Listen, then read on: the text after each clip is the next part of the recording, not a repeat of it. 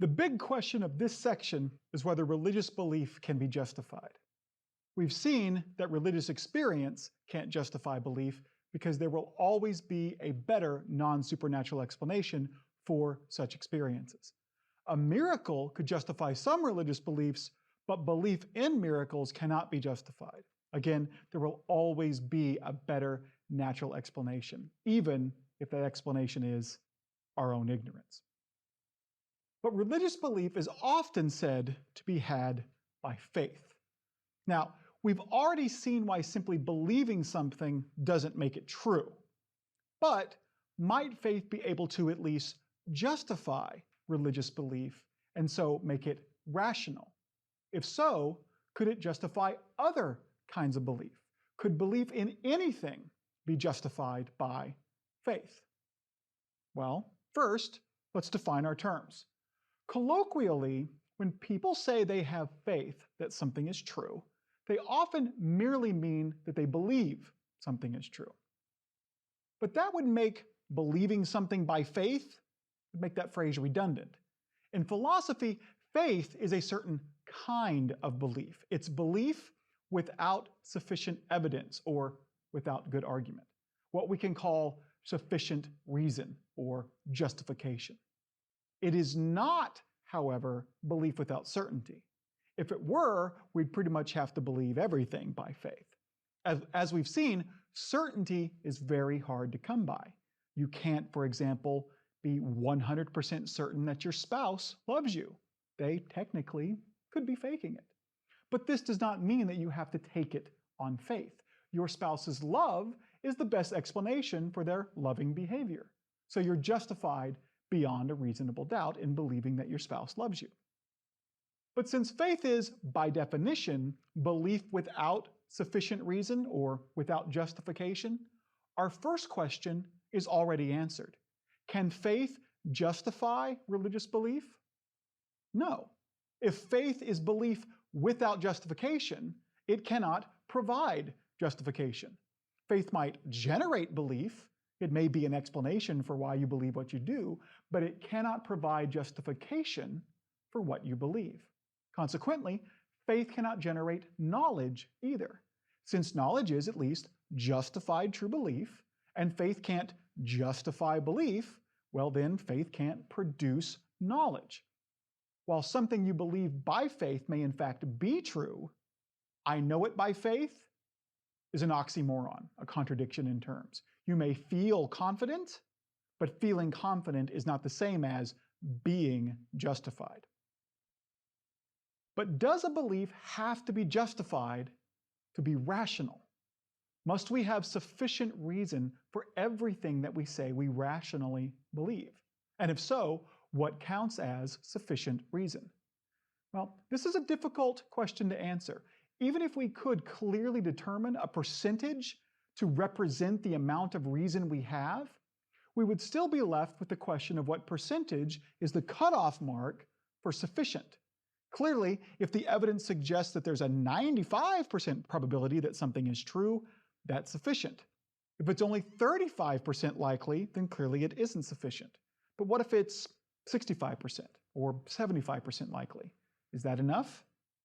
Now, I don't know the answer to that. I'm asking to make the point that sufficient is a vague concept. There is no one right place to draw the line regarding what counts as sufficient. And we can't always put a number on it anyway. So it won't always be clear whether belief in something requires faith or not. If there clearly isn't sufficient reason, well then belief will require faith. If there clearly is, then it won't. And if it's unclear, well then it'll be unclear whether or not faith is required. But we still wonder, when faith is required, is it ever rational? Well, let's suppose we have little or no reason for thinking that something's true and sufficient evidence or reason to think that something is false, that same thing is false. Undeniably, to believe that that thing is true anyway would require faith. In fact, we might even give it a special name. We could call it blind faith. Such a person believes despite sufficient evidence to the contrary. They turn a blind eye to the evidence. For example, In researching my book, The Myths That Stole Christmas, I discovered a variety of odd holiday traditions. In Austria, Santa doesn't visit your house. St. Nicholas does, and he's accompanied by a demonic henchman named Krampus, who threatens to whip bad children and drag them off to hell. Now, suppose I provided someone with all the relevant evidence, like pre-World War I Austrian postcards depicting the pair and showing Krampus dragging kids off to hell, and a detailed historical explanation of the tradition's origins, and modern examples of the tradition, including a trip to Austria to see a present-day Krampus parade. But they still refuse to believe. Nope, Santa visits everyone, and he's always jolly and happy, no matter what. Clearly, this is an example of blind faith. And clearly, it's irrational. Of course, they could try to protect their belief by saying, I faked the postcards and made up the history and paid thousands of people to put on a fake parade, but such excuses would not make their blind faith rational. They would simply reveal that that person is more interested in protecting their cherished belief than in believing the truth. Clearly, blind faith is not an example of rational belief. But what about non-blind faith, where there is not sufficient evidence or argument that you're wrong, but there's still more reason to think you're wrong than there is to think that you're right? Suppose, for example, that there is a prize behind only one of 3 doors from which you can choose. Can your belief that the prize is behind door number 1 be rational? It's only 33% likely, but the evidence you are wrong is not clearly sufficient. It's only 66% likely that you're wrong. And each of the 3 choices is equally likely. Well, again, it seems if there is more reason to believe that something is false than it's true, well, then it isn't rational to believe that it's true. Rationality demands that we proportion our belief to the evidence. Even if you're betting on a horse that is most likely to win a race, unless the probability of him winning, not the payoff, but the probability of him winning is far greater than 50%, then you're not justified in believing that he actually will win. In each case, it seems that agnosticism, not believing anything at all and just admitting that you don't know, is rationally preferable. But what about when there is no evidence either way? Or the arguments are awash and there's no more reason to believe that something is true than there is to believe that it's false. Without justification either way, belief by faith might seem to be unavoidable. Perhaps, but again, that ignores the possibility of agnosticism. If true and false really are equally likely, then you should just probably admit that you don't know. And in many circumstances, yes, agnosticism is most rational. But there are some exceptions. Recall Bertrand Russell's teapot example. If you want to believe that there is an asteroid the size and shape of a teapot, the burden is on you to provide the evidence. Even if the evidence is a wash, because the teapot is so small we can never acquire evidence for or against its existence, believing the teapot doesn't exist is still more rational. And this is true even if such a belief would qualify as faith, belief without justification. So perhaps we found our first example of rational faith. But then again, when it comes to something's existence, perhaps a lack of evidence itself is evidence. An absence of evidence is sufficient evidence of absence. If so, disbelief in the teapot isn't really faith. So if we want an uncontroversial example of rational faith, we'll have to keep looking. We might be tempted by this. What about when the evidence for something is almost a wash, but the likelihood of it being true is slightly greater than 50%? Might we consider belief that it is true faith, but also consider such belief rational because it is technically more likely than not? Perhaps. But in most such cases, although belief might be somewhat rational, it seems agnosticism would still be the most rational option. One double-blinded study may give me more reason to believe that some new medication works, but I probably should remain agnostic about the medication until the results are replicated and that study is replicated by other studies. At this point, finding an uncontroversial example of rational faith may seem hopeless. But before you give up, think back a few lectures to when we talked about Hume's problem of induction. You can't argue for the reliability of induction without already assuming that induction works. Any argument you presented would itself be an inductive argument. Or think back a few more lectures to when we talked about Aristotle's laws of thought. You can't present an argument for the laws of thought without arguing in a circle because these laws underlie all arguments. You can't present an argument for the reliability of arguments. You can't provide evidence for trusting evidence. You can't present justification for trusting justification. These are all the tenets of careful reasoning, so all in all, we might simply say we can't carefully reason to the conclusion that careful reasoning is reliable, because any evidence you provide will rely on the assumption it's trying to prove, that careful reasoning is reliable. So belief that such things are reliable is something, it seems, we just have to take on faith. Any argument or evidence we presented for them would be fallacious. And yet, such belief is clearly not irrational. Not believing, for example, in induction, that the future will resemble the past, and expecting that, say, the next time you put your hand on a hot stove, it won't get burned. Well, that's crazy. So we seem to finally have an example of rational faith. But what exactly sets such belief apart from the examples we've already considered? What makes such faith rational? Well, Aristotle suggested that his laws of thought didn't need an argument because communication is not even possible unless we assume their truth. And that means you can't even express a doubt about them without assuming that they're true. So we could say something similar about trusting things like induction and evidence. You can't argue against the use of arguments or present evidence against the use of evidence. The very act refutes your point. In fact, I made a similar point about careful reasoning in its entirety in the second lecture. What has led us to wonder whether we should trust reason is reason itself. So, inspired by Descartes, we might say it's rational to believe something by faith if the act of trying to refute it would refute itself. And since belief in careful reasoning and all its tenets clearly qualifies, trusting in careful reasoning by faith is rational. But in an effort to answer the big question of this section, can religious belief be justified? We are forced to wonder whether the label of rational faith can be extended beyond the reliability of careful reasoning to a religious notion, like God exists. Can we have faith in that? Well, as we shall see a little later in the later lectures, doubting God's existence isn't self-refuting, so it doesn't qualify as rational for the reasons that I just mentioned.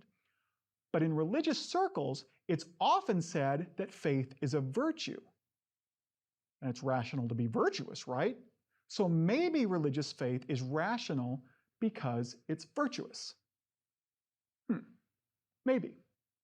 But clearly, religious faith isn't always virtuous. Believing as Christian Scientists and Jehovah's Witnesses do that one should refuse life-saving medical care such as blood transfusion, well, that's not virtuous. Nor is believing that God wants you to wed your underage daughter to your cult leader. So which religious beliefs might be rational to believe by faith? In 1 Corinthians 13, when the Apostle Paul lists faith as a virtue along with hope and charity, he's talking about faith in things like Jesus' divinity. But just like Paul didn't think that faith in Zeus was virtuous, Muhammad didn't think Paul's faith in Jesus' divinity was virtuous. It was false and heretical. Modern Muslims would say that faith that Muhammad was Allah's prophet is virtuous. And modern Jews would disagree with all of it. So not only is it difficult to establish what is virtuous to believe by faith, but it seems that calling religious faith a virtue is merely a way to promote certain religious beliefs, beliefs that you think people should have. Besides, usually when people refuse to admit that they're wrong, even though their beliefs are unjustified, we don't call that virtuous. That's the definition of pig-headedness. They're just more concerned with protecting their beliefs than they are with admitting truth and avoiding falsehoods. Since, when is that virtuous? Clearly, that's not something a philosopher should embrace. Of course, we could just say it's virtuous to believe what is true by faith. But if we knew what was true, we wouldn't need faith. Indeed, we couldn't have it. We'd already have justification.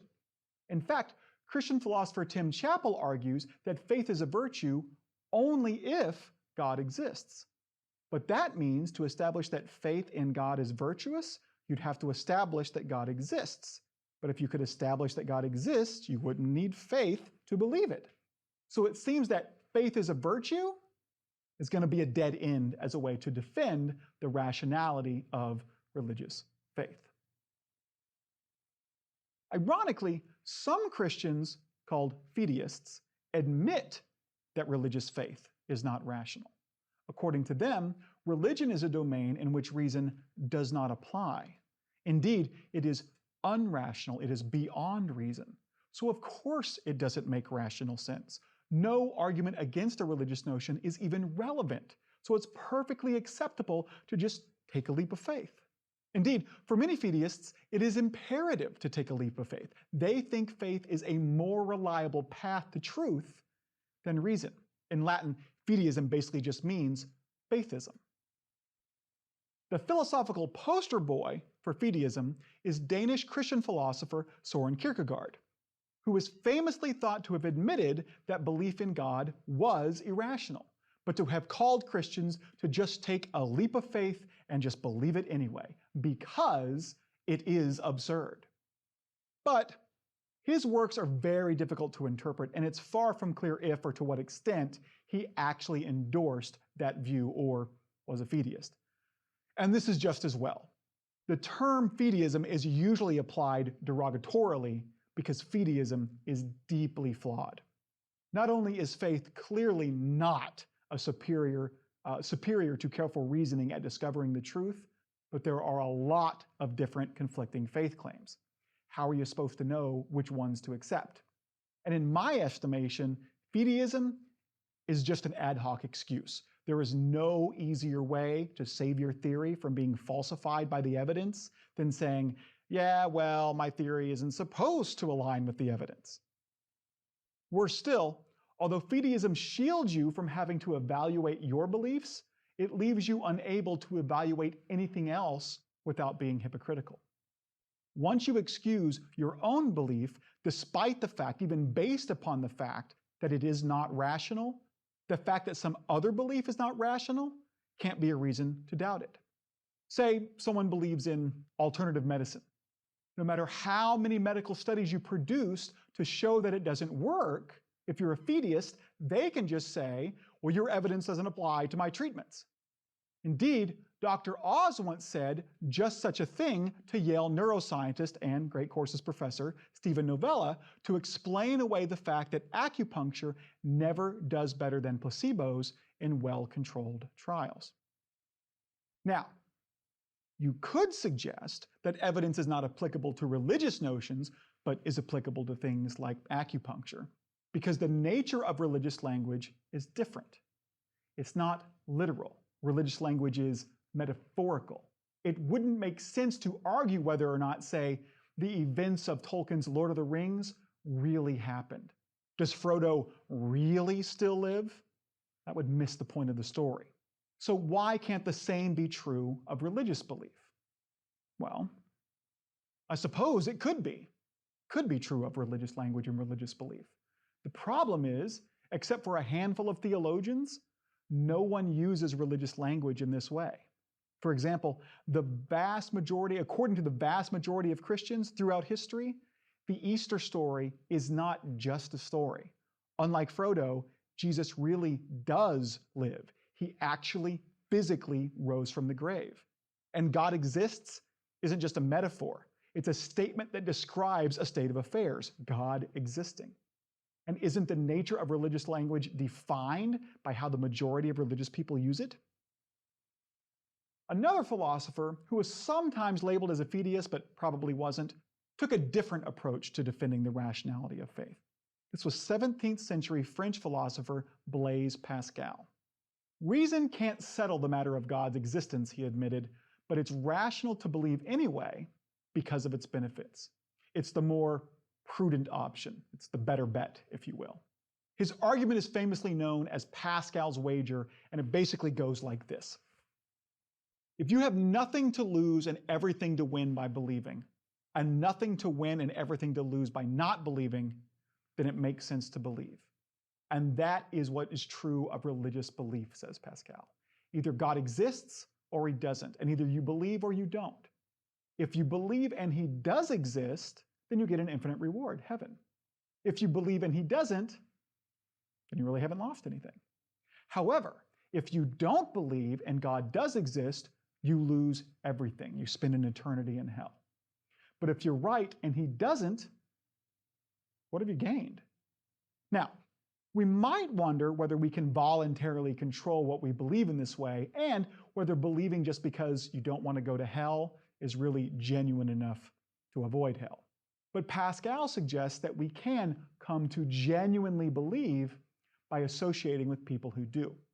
We might also wonder whether simply believing God exists is enough to gain the reward of heaven. After all, as James 2:19 says, you believe that there is one God? Good. Even the demons believe that and shudder. But Pascal is not talking about merely believing that God exists.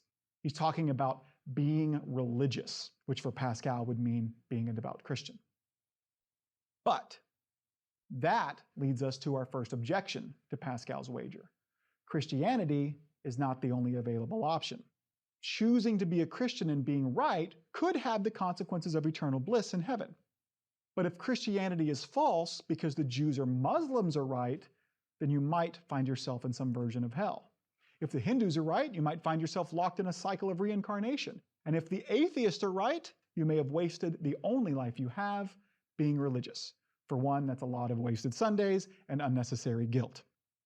Choosing to be Christian but being wrong is not a no-loss scenario, as Pascal suggests. Secondly, if, as Pascal admits, reason cannot decide anything when it comes to religion or God's existence, then we probably should just be agnostic. After all, as Pascal would have to admit, we actually have no idea what God's requirements for salvation are. For all we know, God may not even want us to believe in him. Maybe that's why he refuses to reveal his existence. Maybe not believing is actually what comes with eternal reward. To make this point, in his book Candidate Without a Prayer, Herb Silverman, founder of the Secular Coalition for America and author of the Washington Post's On Faith column, he proposed what's called Silverman's wager. If God is letting people into heaven, it's more likely, Silverman says, that he lets in people who he wants to be with for eternity. But who would you rather have an eternal conversation with? A religious skeptic like Carl Sagan, who has a genuine curiosity about the universe and who carefully proportions his belief to the evidence? Or a simpleton who doesn't care about evidence at all and simply believes whatever he wants to believe because it's more comfortable, like Pat Robertson or Jerry Falwell? As Silverman himself says, this brilliant designer would be as appalled as I am by those who profess and glorify blind faith. So the more pragmatic option, he says, is to not believe. Now, of course, Silverman doesn't actually believe atheism is more rational for this reason.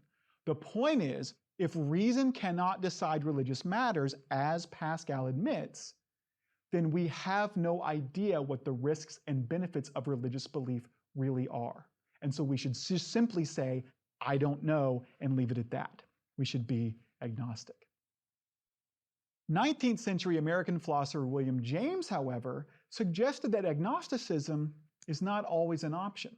In The Will to Believe, which he later actually said should have been called The Right to Believe, James argues that some options are forced. We have to choose to believe one way or the other. Quote, every dilemma based on a complete logical disjunction with no possibility of not choosing is an option of this forced kind, end quote. Religion, James suggests, presents us with exactly this kind of decision. Quote, we cannot escape the issue by refraining from belief and waiting for more light, because although we do avoid error in that way if religion be untrue, we lose the good if it be true, just as certainly as if we positively chose to disbelieve. To be agnostic about religion is effectively the same as rejecting it. Further, James argues, when an option about whether to believe something is not only forced, but momentous, it's important enough to significantly impact your life, we have a right, James says, to choose to believe one way or the other. And of course, James thinks religious belief is momentous. So, says James, if being religious is a living option for you, if it's actually possible for you to believe, then it's what he calls a genuine option. And it's your right, your epistemic and moral right, to believe if you wish, even if you're not justified. So not only is religious faith rational, it is also moral. Now, James' point about rationality might hold for non-existential matters. Faith on a matter of value or ethics in which there really is no relevant evidence, that might be rational. Perhaps these are yet some more examples of rational faith. We'll talk about whether such evidence exists later. But given where the burden of proof lies on existential matters, like whether God exists, it's not going to be rational to believe that on faith. Recall that if you believe that something exists, it's your responsibility to show that it does. Until you do, disbelief is more rational. So if belief in God is going to be rational, we're going to need a working argument, and we'll talk about some of those next lecture. But James could still be right about the moral acceptability of faith. He made this point because he was responding to the English mathematician and philosopher William Kingdon Clifford, who argued that, quote, it is morally wrong always, everywhere, and for anyone to believe anything upon insufficient evidence. To solidify this intuition, Clifford tells the story of a ship owner who doesn't know whether the ship he is sending on a journey is truly seaworthy, but chooses to believe it is anyway because doing so for him is a no-loss bet. He has insurance on the boat, so if it doesn't make its journey, he gets paid either way. Clifford argues that because this belief without evidence risks harm to others, it was clearly morally wrong. Anytime anyone believes something without evidence that risks harm to others, it is morally wrong. But, Clifford argues, anytime anyone believes anything without sufficient evidence, they are risking harm to others. Obviously, if what they believe is false, by believing it, they are promoting it, and believing false things is bad for individuals and for society. But even if what you believe without evidence just happens to be true, you're still promoting an attitude that evidence doesn't matter. And in turn, you are promoting credulity, which, Clifford argues, hinders the progress of humankind. Notice that instead of thinking that it's a virtue, Clifford is arguing that faith is a vice. Indeed, it might be that in the absence of evidence, it's doubt that is virtuous because it guards against credulity.